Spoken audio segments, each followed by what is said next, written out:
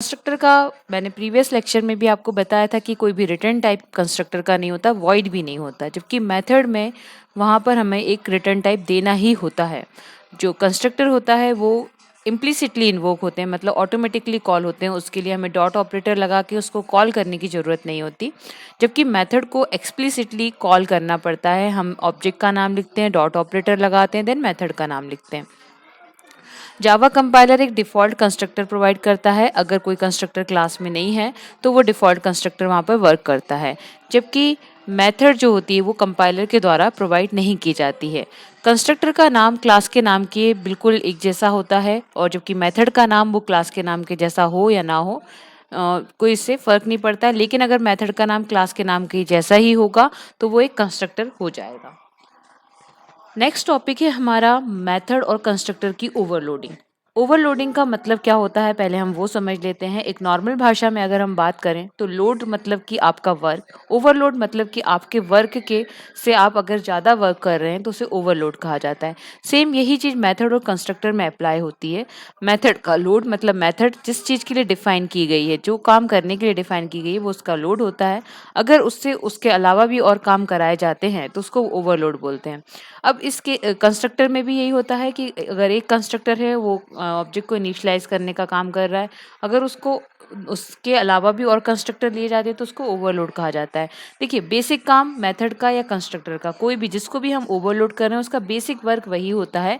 बस उस वर्क के अलावा उसे कुछ डिफरेंट टाइप का वर्क करना पड़ता है, डिफरेंट टाइप पे करना पड़ता है। तो इसको हम समझते हैं कि कैसे ओवरलोडिंग होता है। तो अगर एक क्लास में मल्टीपल मेथड हैं जिनका नाम एक जैसा है, लेकिन उनके पैरामीटर की लिस्ट मतलब आर्गुमेंट लिस्ट अलग अलग है ना, डिफरेंस है उनके पैरामीटर लिस्ट में, तो उसको हम बोलते हैं मेथड ओवरलोडिंग। अगर हमें if we have to perform only one operation having same name of the method increases the readability of the program. अगर आपने इस तरीके से एक मेथड ली है जिसका नाम एक है पर काम थोड़ा डिफरेंट हो रहा है अकॉर्डिंग टू पैरामीटर, तो इससे प्रोग्राम की रीडेबिलिटी बढ़ती है, क्योंकि आप मेथड आपकी वही की वही यूज़ हो रही है, नाम आपका वही की वही यूज़ हो रहा है। तो दो तरीके होते हैं जिससे हम मेथड को ओवरलोड कर सकते हैं। उसके आर्ग्यूमेंट के नंबर चेंज करके, मतलब पहले 2 आर्ग्यूमेंट थे, फिर हम 3 आर्ग्यूमेंट ले लें, फिर हम 4 आर्ग्यूमेंट ले लें, है ना? इस तरीके से, मतलब हमने 2 मेथड ली, सेम नाम की ली, एक में हमने 1 आर्ग्यूमेंट लिया, दूसरे में हमने 2 आर्ग्यूमेंट लिया, तो ये हमारी मेथड ओवरलोड हो गई। या फिर हम क्या कर सकते हैं, जो आर्ग्यूमेंट है उनका टाइप चेंज कर सकते हैं, मतलब इंटीजर, हमने 2 इंटीजर लिए थे, फिर हमने 2 फ्लोट ले लिए। इस तरीके से हम मेथड को ओवरलोड कर सकते हैं, changing the number of argument and changing the data type of the argument. इसी तरीके से कंस्ट्रक्टर ओवरलोड होता है, जिसमें हम अगर हमारे प्रोग्राम में एक से ज़्यादा कंस्ट्रक्टर हैं डिफरेंट पैरामीटर के साथ, जैसा कि हमने पहले के प्रोग्राम में देखा था जब हमने कंस्ट्रक्टर को डिस्कस किया था कि कंस्ट्रक्टर हमने लिए थे, एक में 2 पैरामीटर थे, एक में एक भी पैरामीटर नहीं था, तो यहाँ पे कंस्ट्रक्टर ओवरलोड हो रहा है क्योंकि नंबर ऑफ पैरामीटर में डिफरेंस आ रहा है। ठीक है। अब ये इस तरीके से अरेंज करना होगा कि हर एक कंस्ट्रक्टर थोड़ा डिफरेंट वर्क प्रोवाइड करे। जो बिना पैरामीटर का कंस्ट्रक्टर था वो कुछ नहीं कर रहा था, जो पैरामीटर के साथ कंस्ट्रक्टर था वो उन पैरामीटर से ऑब्जेक्ट की वैल्यू को इनिशियलाइज कर रहा था। ठीक है। तो जब कंपाइलर क्या करता है, कंपाइलर देखता है तो वो उनको डिफरेंशिएट कर लेता है। कैसे डिफरेंशिएट करता है कि नंबर ऑफ पैरामीटर कितने हैं या टाइप ऑफ पैरामीटर किस टाइप का है, उस हिसाब से कंपाइलर उन्हें डिफरेंशिएट कर लेता है। तो इस पर बेस्ड 2 प्रोग्राम है हमारे, मेथड ओवरलोडिंग 1, मेथड ओवरलोडिंग 2, और एक मैंने स्टूडेंट प्रोग्राम बनाया है, क्लास बनाई है जो कि कंस्ट्रक्टर ओवरलोडिंग के लिए डिस्कस की है।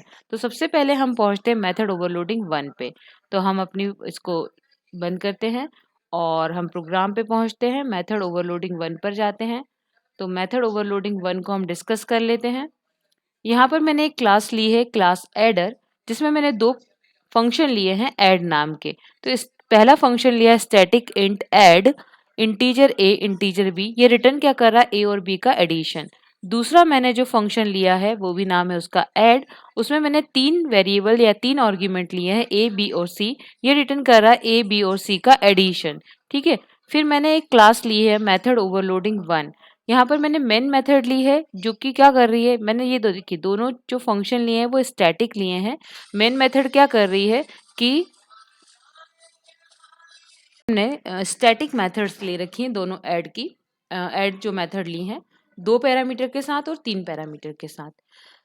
तो पहली मेथड को हमने कॉल किया एडर डॉट एड 1020, तो हमने पैरामीटर्स लिए हैं 1020 के साथ कॉल किया। दूसरी मेथड को हमने कॉल किया 3 पैरामीटर्स के साथ। तो अब हम इसको रन करके देखते हैं। तो लिखते हैं जावा सी मेथड ओवरलोडिंग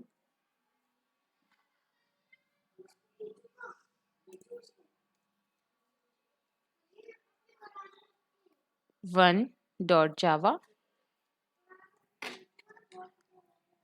अब इसको हम रन कर लेते हैं।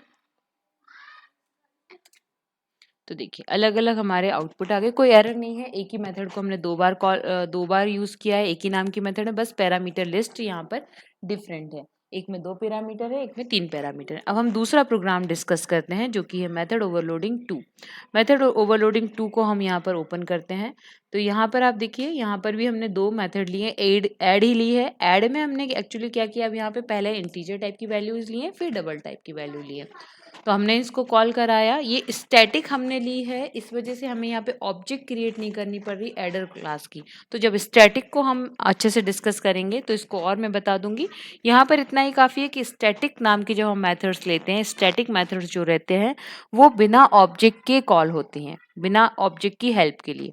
उसके लिए हमें करना क्या होता है, सिर्फ क्लास का नाम देना होता है और ऑब्जेक्ट का नाम और मेथड का नाम देना होता है। तो यहाँ पे हमने लिखा है क्लास का नाम एडर डॉट एड, है ना, क्लास है और ऐड, क्योंकि ऐड मेथड स्टैटिक है। अगर कोई और मेथड होती जो स्टैटिक नहीं होती तो फिर हमें ऑब्जेक्ट क्रिएट करनी पड़ती ऐडर की, और वो ऑब्जेक्ट उस मेथड को कॉल करती ऐड मेथड को।